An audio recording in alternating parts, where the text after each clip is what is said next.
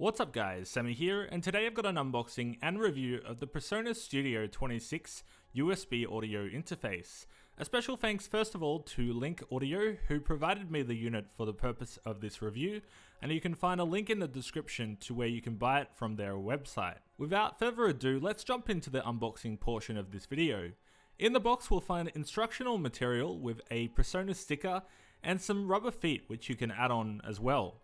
PreSonus also include their Studio One artist software through registration on their website, with a redeem code included as well. Beneath this we'll find the PreSonus Studio 26 itself and a USB Type-B cable for connectivity to your PC or Mac. What's interesting here is that the audio interface carries all power through USB, which is good if you want to record on the go. Taking a look around the PreSonus Studio 26 itself, starting from the front you have two XLR 1/4" combined inputs with PreSonus's own X-Max-L preamps with a 24-bit 192 kHz analog to digital conversion with 115 decibels of dynamic range, and what that all means is that your audio is going to be of the highest quality.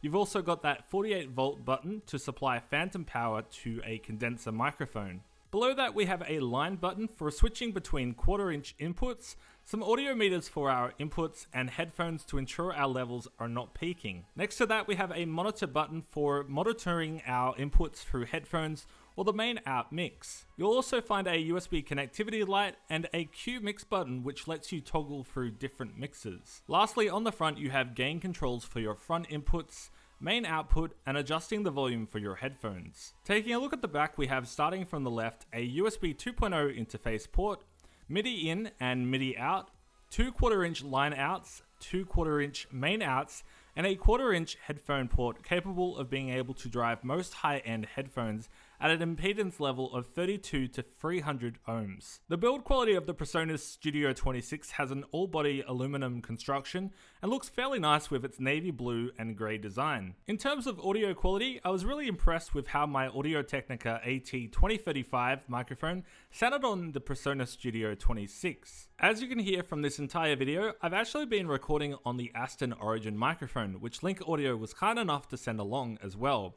And I was really impressed with the sound from both the PreSonus Studio 26 and the mics themselves. The X-Max-L preamps are a big bonus with this audio interface, and they offer a low input noise sound floor. Being able to monitor the microphones with the monitor button was really helpful, and the level meters helped me to ensure I wasn't peaking. For reference, I've used the PreSonus Audio Box 44 VSL up to this point for recording all of my videos, and I'm really surprised by the PreSonus Studio 26, especially for its price. It's perfect for anyone wanting to record clear sounding audio, and its monitoring feature helps you to ensure that you're sounding good. I don't have much of a music background, so I can't speak much on that, but if you're a streamer, podcaster, or someone who records videos, I can definitely recommend this for that market. But that's going to wrap it up for this unboxing and review of the PreSonus Studio 26 USB audio interface.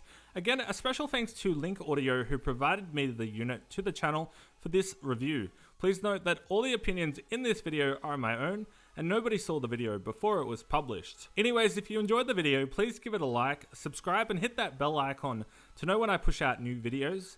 But yeah, hope you guys have an awesome day, and I'll catch you in the next one. Peace.